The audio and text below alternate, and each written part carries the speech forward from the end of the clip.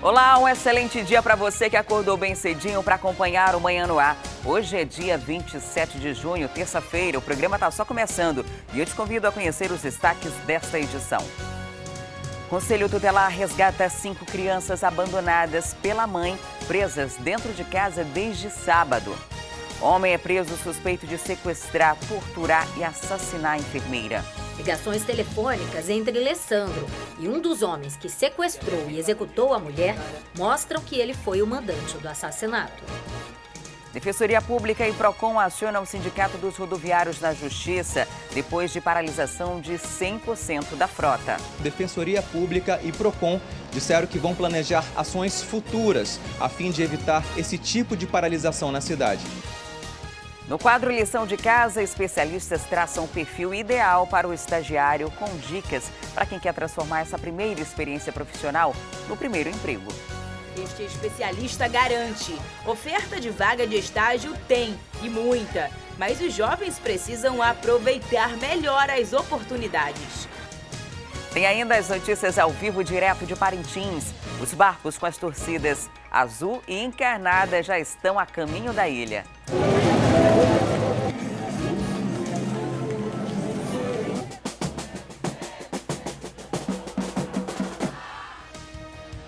Isso e muito mais a partir de agora. Manhã no Ar, o seu dia começa aqui.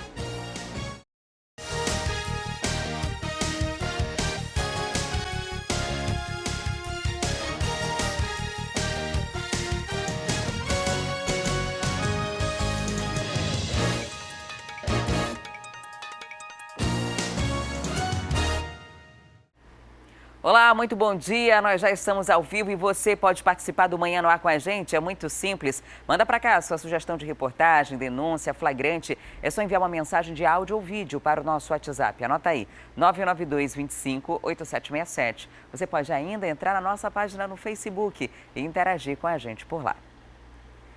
E uma jovem de 21 anos foi atingida por uma bala perdida na zona norte de Manaus. Ela estava apenas caminhando na rua com a família quando passou por 2 homens que faziam um acerto de contas. Até a Morel tem mais detalhes.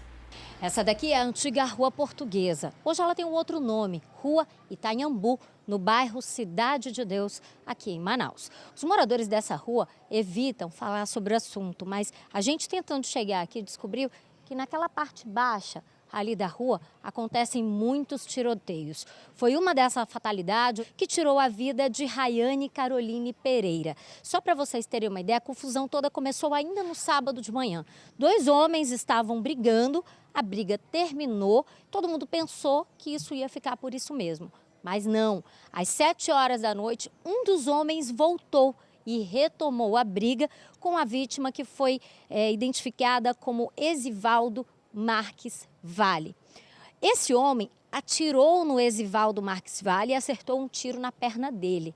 Mas nessa confusão toda, quem acabou realmente morrendo foi a Rayane. Ela estava passando aqui pela rua, junto com a mãe, com a irmã e com o sobrinho. Eles estavam circulando normalmente quando a Rayane foi atingida por uma dessas balas perdidas que acertou o tórax dela. O Esivaldo e a Rayane foram levados os dois para o pronto-socorro Platão Araújo, mas a Rayane não resistiu e morreu. A família está bastante revoltada com esse crime pela maneira como ele aconteceu. A Rayane não tinha nada a ver com a confusão, que tanto ela acabou sendo a principal vítima. A pessoa que tentou matar o Esivaldo, que acertou o tiro na perna dele, está sendo identificada e deve ser responsabilizada pela morte da Rayane.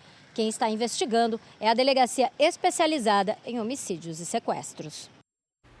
E mais um dos envolvidos na morte do soldado Portilho foi preso.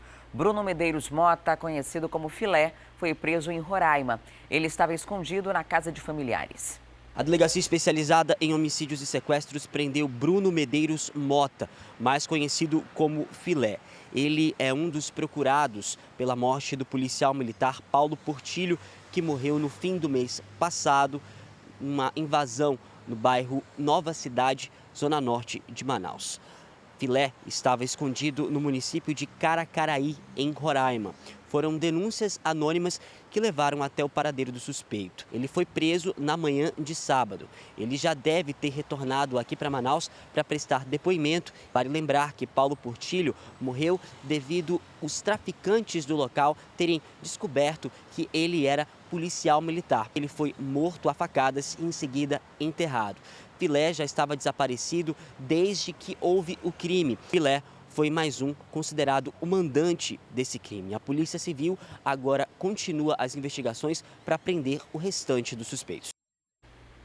O William Paiva, mais conhecido como Sorriso, o Fábio Barbosa de Souza, que é o Índio, e o homem conhecido como Gigante, são os três que ainda não foram localizados pela polícia. Se você tiver qualquer informação a respeito desse trio que ainda precisa ser preso, pode entrar em contato com a polícia nos telefones 190 ou no 181.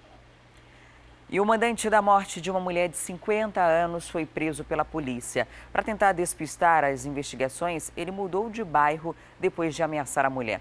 Mas a polícia encontrou ligações entre ele e um dos executores que chegaram a torturar a vítima antes de matá-la. Na delegacia de homicídios, Lessandro Leal tentou negar que tivesse qualquer envolvimento na morte da técnica de enfermagem Corina Machado Lana. Mas a polícia não tem dúvidas de que ele tentou apenas encontrar um álibi para fugir do envolvimento no crime. Ligações telefônicas entre Lessandro e um dos homens que sequestrou e executou a mulher mostram que ele foi o mandante do assassinato. Lembrando que o Lessandro, ele sempre procurou manter um álibi. Quando ele chega na delegacia, ele fala que seu carro está na frente de casa, que tem filmagem. No entanto, nós sabemos que ele não participou ali ativamente. Ele foi apenas um mentor intelectual de toda essa situação. O corpo de Corina Machado foi encontrado na Vivenda Verde. A vítima foi levada de casa na madrugada do dia 31 de maio. O corpo tinha marcas de tortura e as investigações avançaram rapidamente porque o filho de Corina teve uma briga com Lessandro. E esse teria sido o motivo do homicídio. Renner Fonseca Miranda teria participado do sequestro e da morte da técnica de enfermagem. Bem, em relação à medida judicial, já foi solicitada a conversão da prisão temporária em preventiva dessas pessoas envolvidas, né? Estamos agora em busca da captura do Renner, né, para que ele esclareça os fatos, bem como indique a outra pessoa que estava com ele. E agora contamos também com o apoio da população, conforme a imagem que está sendo divulgada do Renner, que entre em contato pelo 181 ou pelo WhatsApp da Delegacia de Homicídios para que possamos efetuar essa prisão. Fica a resposta, né, para a sociedade, para os familiares, né, desse crime aí, que foi um crime bárbaro, com motivo banal, né, uma briga que houve aí que não valeria a pena a vida da enfermeira Corina. E no fim de semana, a polícia prendeu o bonde do Mano Caio, vendendo drogas lá no bairro Novo Aleixo. De acordo com as investigações dos policiais, o grupo é suspeito de participar do tiroteio que aconteceu semana passada na Zona Sul e também pela morte de uma jovem no bairro de Educandos. Confira. Nós acompanhamos há pouco menos de 2 semanas um tiroteio intenso na zona sul da cidade. Uma guerra entre 2 grupos de traficantes que tentam controlar o tráfico de drogas naquela área. Agora, um desses grupos, o que foi expulso lá do Igarapé do 40 e que se autodenomina bonde do Mano Caio, foi preso. A denúncia chegou para o comando do policiamento especializado. Policiais da Rocan foram até o mutirão lá no bairro Novo Aleixo, na zona norte de Manaus. E no beco Francisco Galvão encontraram 6 pessoas em uma casa. Eles estavam com uma arma, uma pistola 380 e pelo menos 90 trouxinhas de pasta base de cocaína. Foram presos em flagrante. Entre os presos estão o Euclides Nascimento dos Santos, de 24 anos, o Rogério da Silva Pinto, de 26, o Rodrigo Pinheiro de Souza, de 20, o Ezequiel Silva Santiago, de 21, e 2 adolescentes, um de 16 e outro de 17 anos. Esse grupo teria sido expulso lá do Igarapé do 40 por outro grupo de traficantes denominado de Bonde do Cogonha. A polícia fez essa prisão e identificou entre eles o Euclides e o Rogério como tendo várias passagens por crimes, por exemplo, como homicídio. O Euclides, por exemplo, é o principal suspeito da morte da jovem Brenda Rafaela Farias Vieira, de 18 anos, que foi encontrada no dia 30 do mês de maio no Igarapé do Educandos. O corpo dela estava enrolado em lençóis e filme de plástico. Segundo a perícia, ela foi morta com um tiro na cabeça. A família acredita que a jovem foi sequestrada e executada pelos traficantes porque ela denunciava o tráfico de drogas na zona sul da cidade. Este grupo, que foi preso pela Rocan, foi encaminhado para a audiência de custódia, os 4 suspeitos maiores de idade e os 2 menores para a Delegacia de Apuração de Atos Infracionais. Agora preste atenção nessa história absurda. 5 crianças com idades entre 2 e 13 anos foram resgatadas ontem pelo Conselho Tutelar. Sabe o que aconteceu? Elas foram deixadas em casa, lá no bairro Lírio do Vale 2. Quem tem mais detalhes sobre esse assunto é o repórter Danilo Alves. Olá, Danilo, bom dia. Como foi que o Conselho Tutelar chegou até essas crianças? Elas estavam há quanto tempo sozinhas e presas dentro de casa? Absurdo, né, Adriane? Muito bom dia para você, bom dia a todos que nos assistem.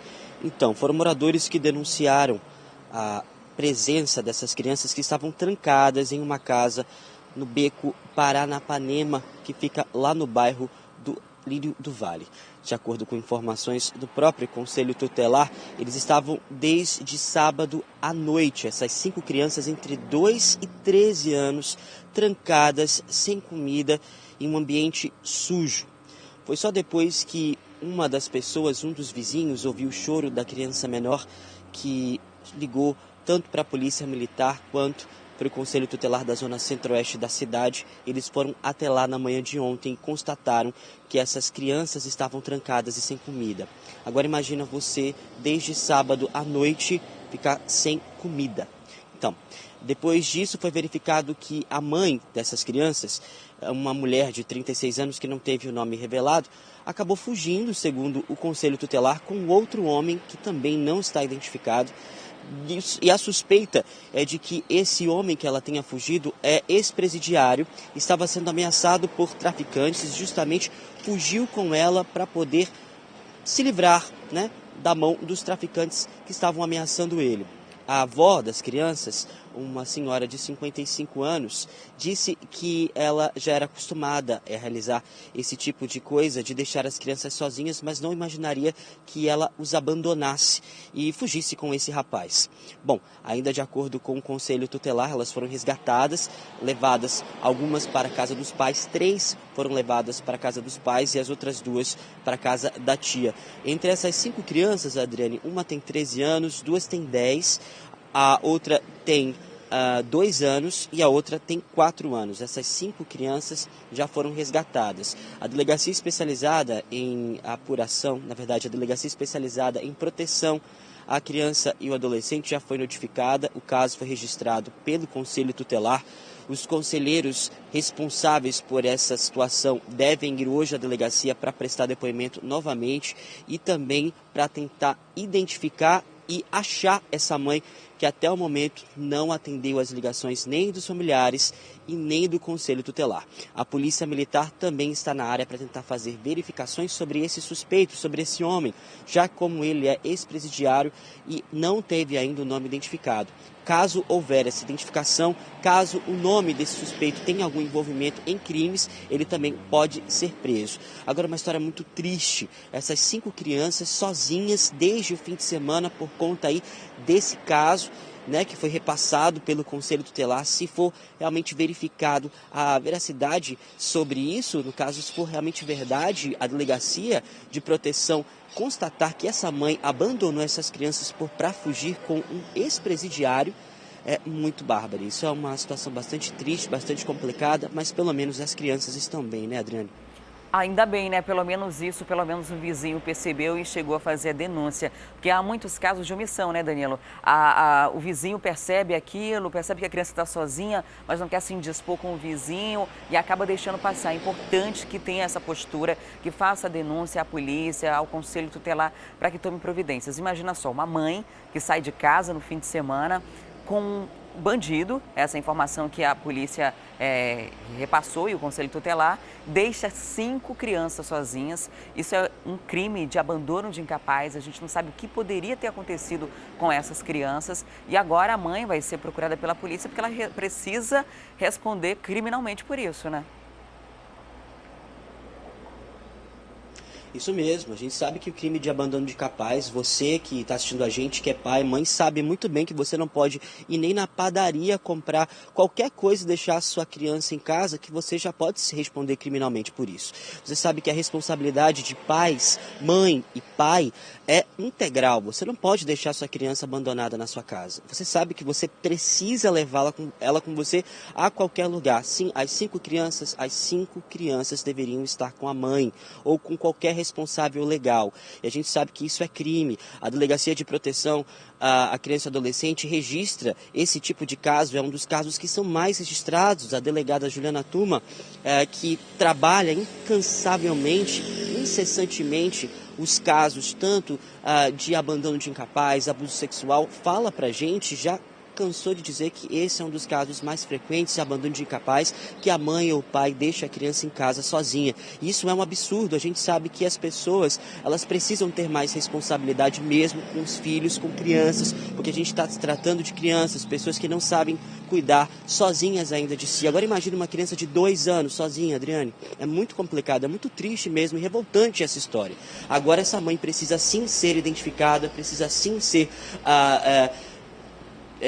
levada para a delegacia para poder prestar depoimento, porque sim, deve responder criminalmente sobre esses assuntos, sobre esse crime que é o abandono de incapaz. Adriana.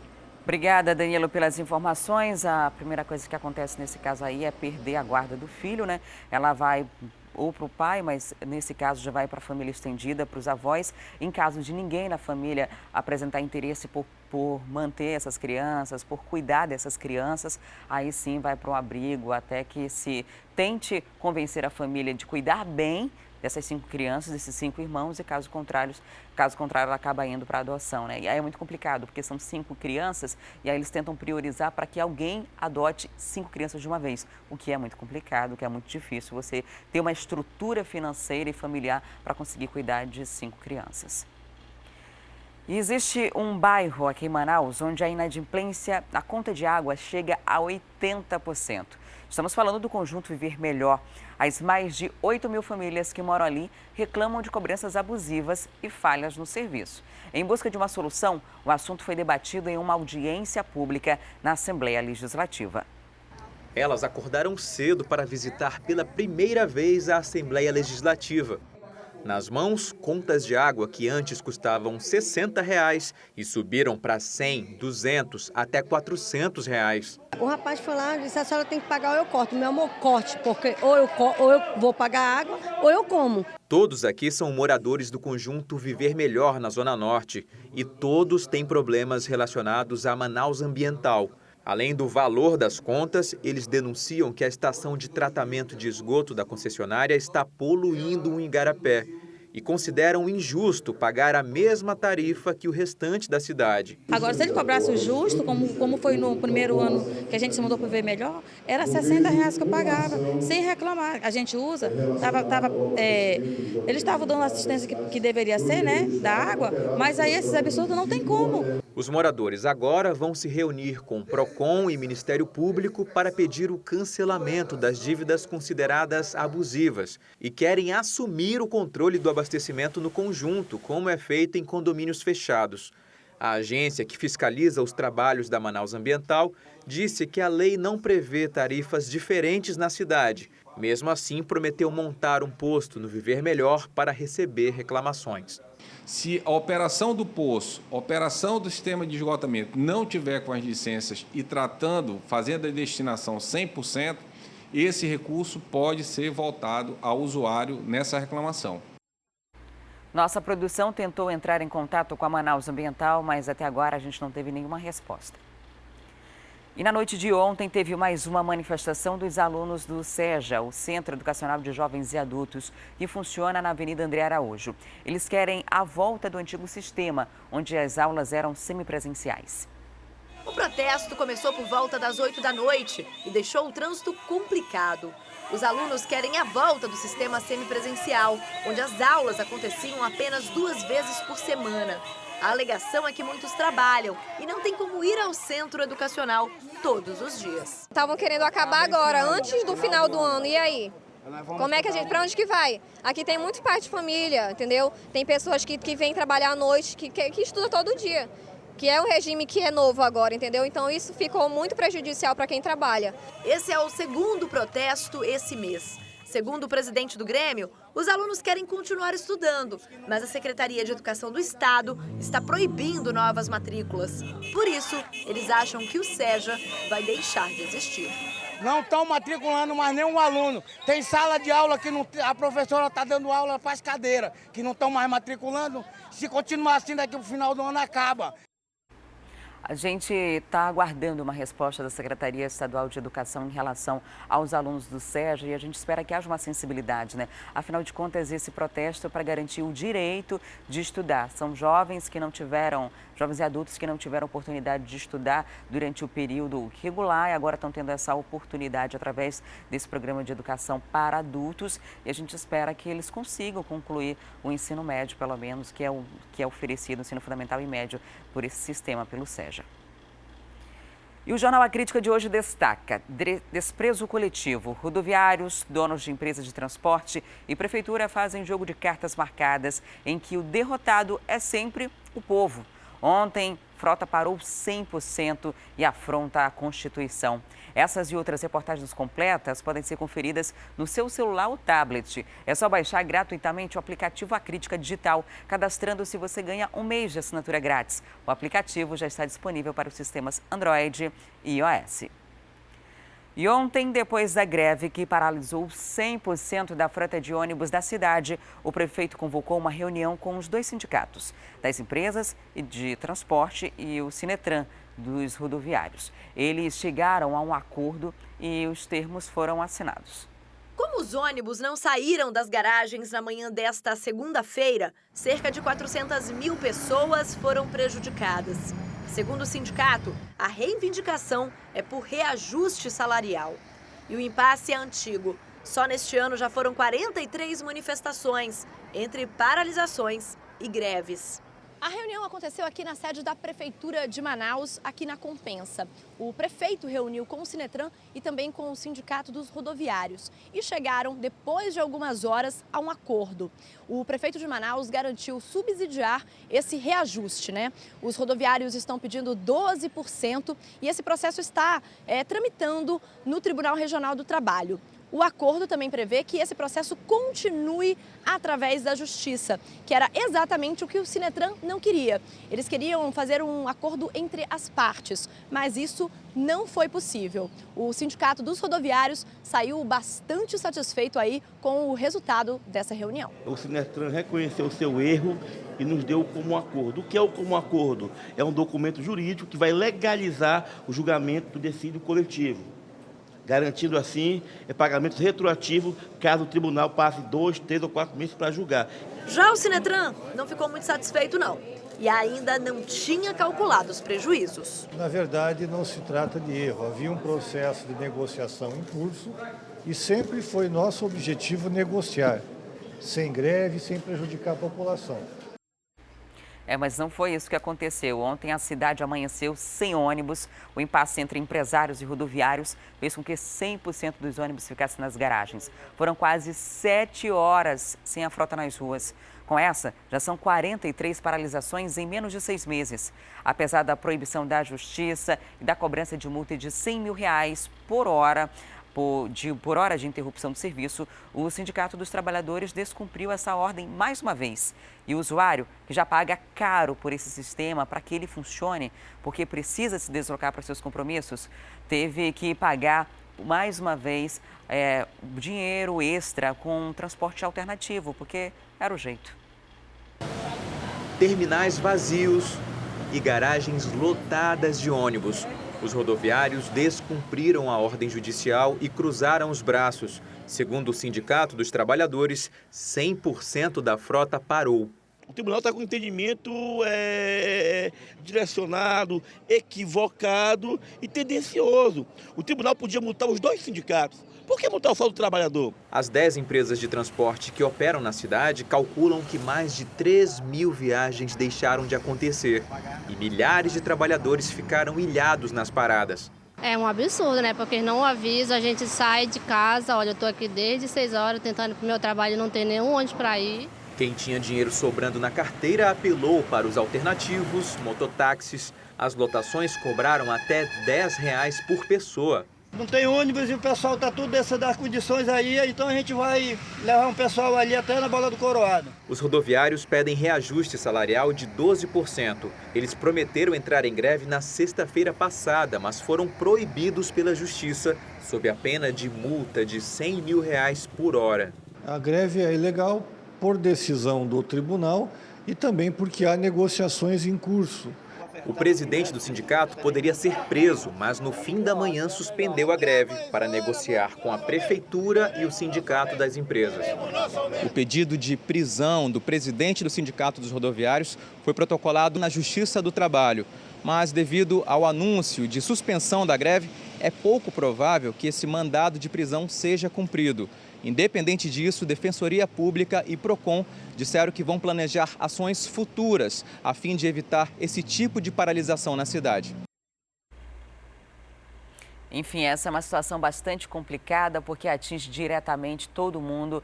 São 800 mil usuários de transporte coletivo por dia que são afetados diretamente por essa paralisação, que não é a primeira vez que acontece, são 43 vezes em menos de 6 meses. E essa acabou sendo de maior proporção porque foram 7 horas de paralisação, uma paralisação totalmente ilegal, independente do direito à greve, da reivindicação legítima dos rodoviários. Parar 100% da frota é uma irresponsabilidade, é um crime.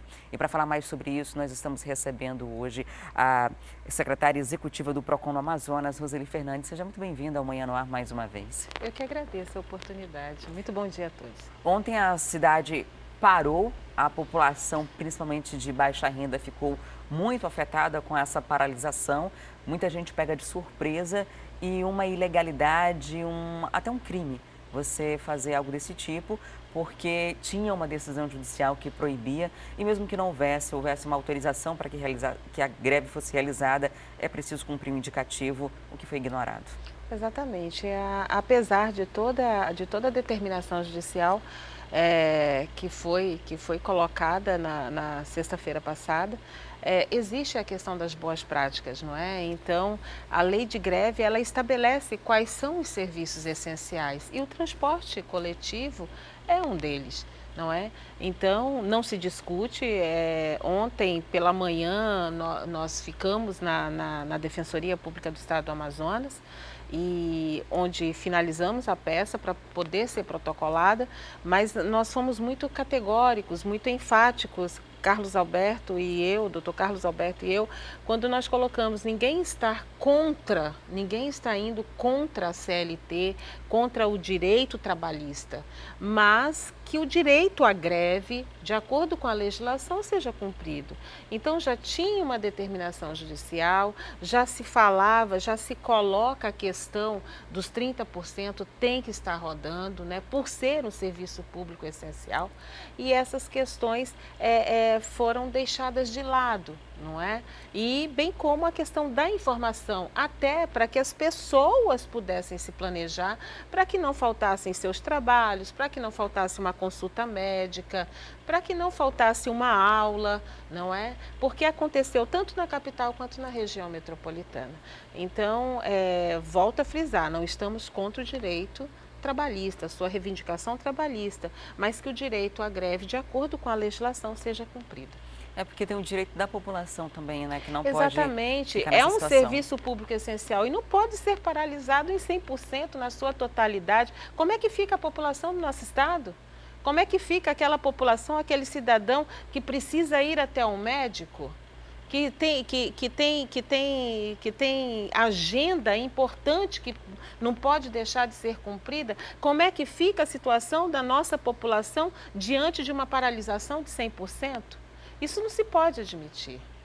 E diante desse descumprimento, que não é a primeira vez, mesmo com uma multa altíssima, né, que foi imposta ali pela Justiça de R$100 mil por hora de paralisação, foram 7 horas, aí, R$700 mil. A sensação que você tem é de que essas multas, apesar de serem aplicadas na decisão judicial, é que ninguém paga, porque se pagasse R$700 mil, não repetia.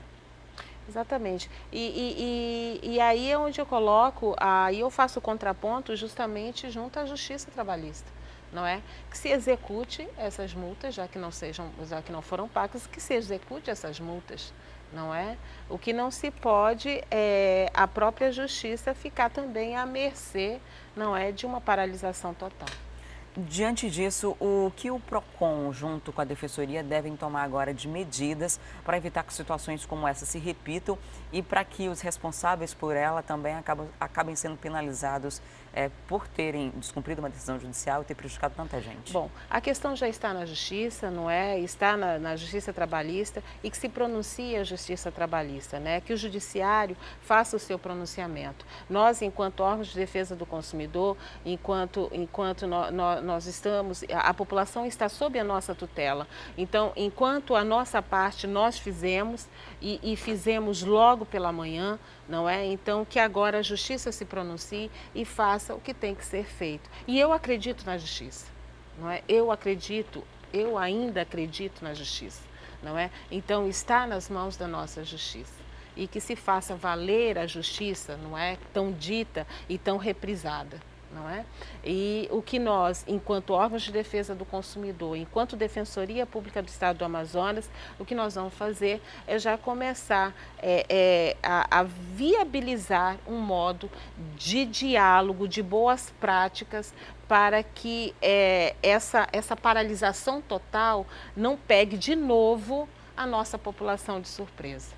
Então, nós vamos começar já essa semana a verificar, junto com a Defensoria, o que nós podemos fazer junto ao sindicato, junto ao Sinetran, entendeu? Junto ao poder concedente, não é? Que é a prefeitura daqui, da nossa capital. O que a gente pode fazer para que a população não seja pega em plena segunda-feira de surpresa com uma paralisação total da frota. E 12% de subsídio é um valor considerado bem alto, levando em consideração o momento que a gente está vivendo econômico. Poucas empresas conseguiram atingir, por exemplo, a inflação.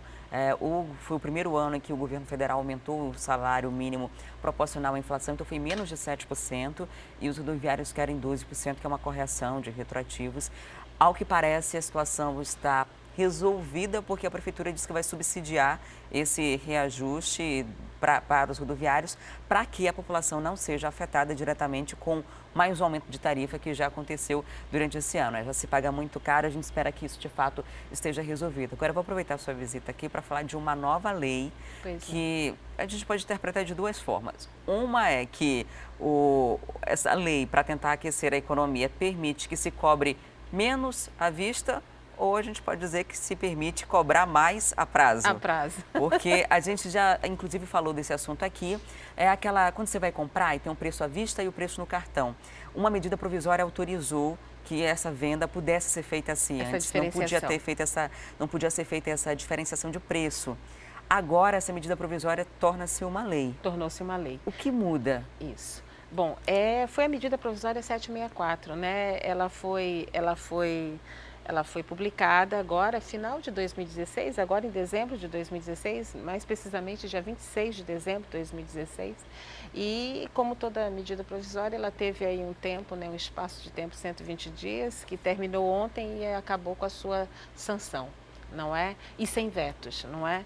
Mas nós temos uma mudança no texto original, que foi justamente da questão da informação. Essa legislação, o que ela traz? Ela traz justamente que agora se permite que o fornecedor, comerciante, lojista, enfim, ele possa fazer a diferenciação de preço. Tipo, no cartão um valor, à vista outro valor, não é? No débito outro valor. Então, agora com essa legislação se permite essa prática, não é? Porém, teve uma mudança no texto original de que é justamente de que incumbe ao fornecedor, ao comerciante, ao lojista, que seja, fazer a devida informação. Ou seja, todo produto exposto, produto ou serviço que será exposto à venda, ele tem que dizer quanto custa, não é? Quanto custa no dinheiro, quanto custa no prazo, quanto custa no débito, informar para que não pegue o consumidor de surpresa e não induza a erro o consumidor. Essa é uma medida para aquecer a economia, mas visando principalmente o comerciante, né? Porque o comerciante, ele paga um percentual da compra, né?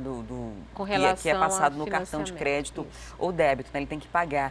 E aí ele agora tem essa permissão para fazer essa diferenciação de preço. Agora, o que não pode, por exemplo, eu numa loja, pego um vestido, ele é R$100. Quando eu chego no caixa, quero pagar no cartão, é 120. Isso não pode acontecer se não tiver já informado antes. Isso pode acontecer. Isso pode acontecer. A única mudança que se tem no texto original é que informe que no cartão vai ser tanto e no dinheiro é tanto. Tem que estar na etiqueta, por exemplo? Alguma forma. É de forma visível, não é? Na própria vitrine, não é? Na própria etiqueta na roupa, mas tem que estar visível. Então, se pode sim fazer a diferenciação, só que tem que informar o consumidor quanto vai ser no dinheiro, quanto vai ser no cartão de crédito. Então, tem que informar. A informação é a base de tudo.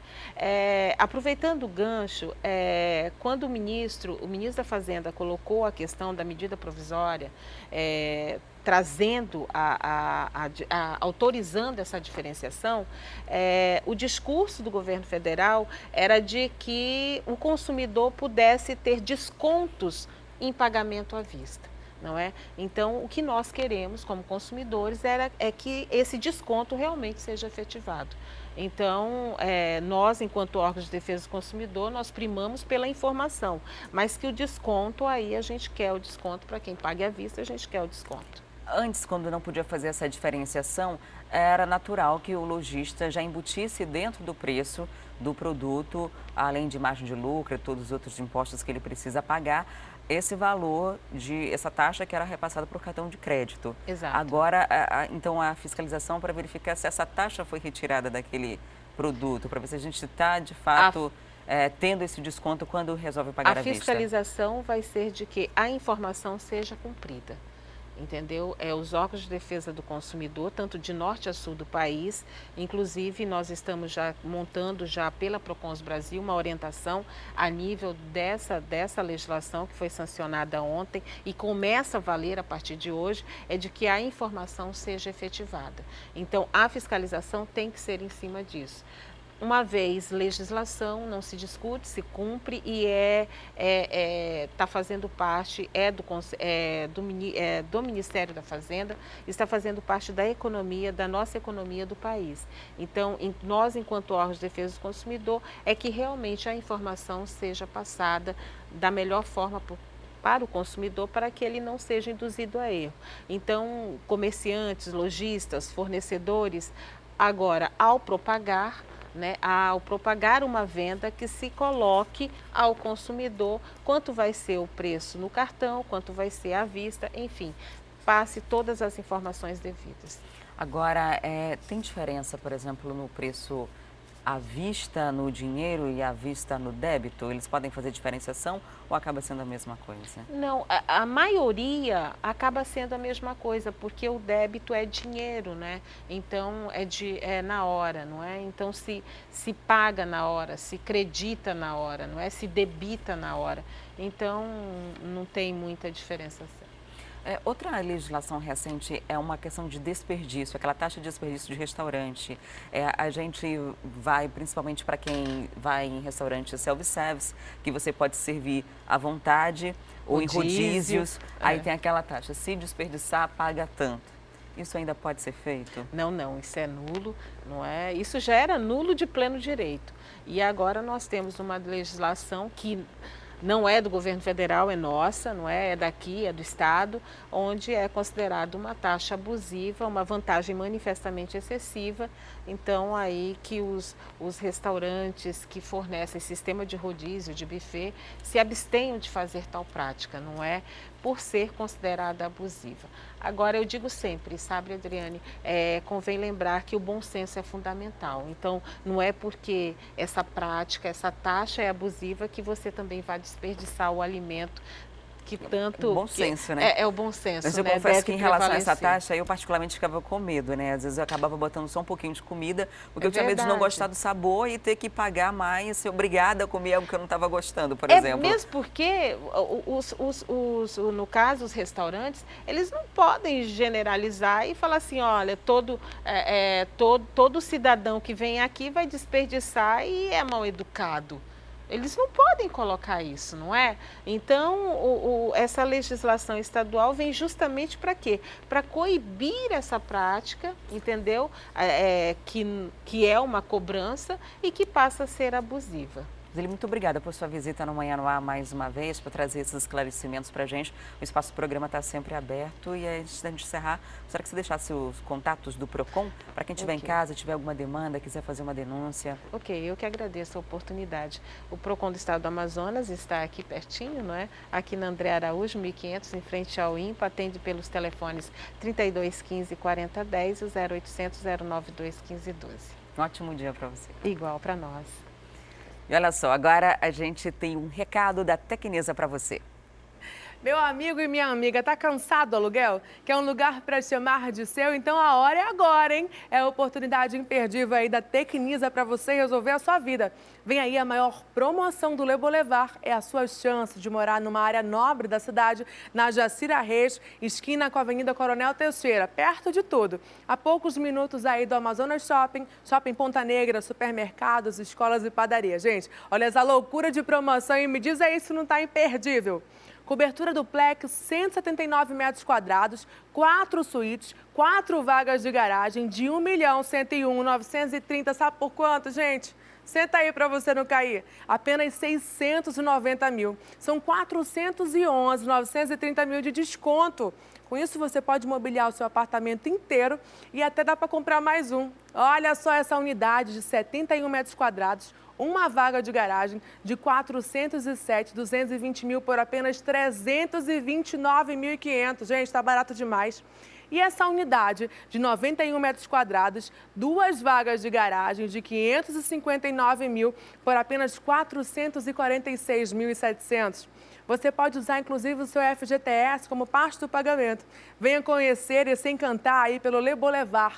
São apartamentos lindos, prontos para morar, com fino acabamento. E a Tecnisa facilita aí ainda mais, podendo praticar esses valores à vista ou financiado por qualquer banco. Venha visitar os nossos decorados no próprio empreendimento, na Jacira Reis, esquina com a Avenida Coronel Teixeira, e feche o negócio. Mais informações no 3625-2525 ou pelo WhatsApp 8246-5505. E agora são 6 horas e 42 minutos. Vamos saber como está o trânsito na cidade? Vamos lá para Torquato Tapajós.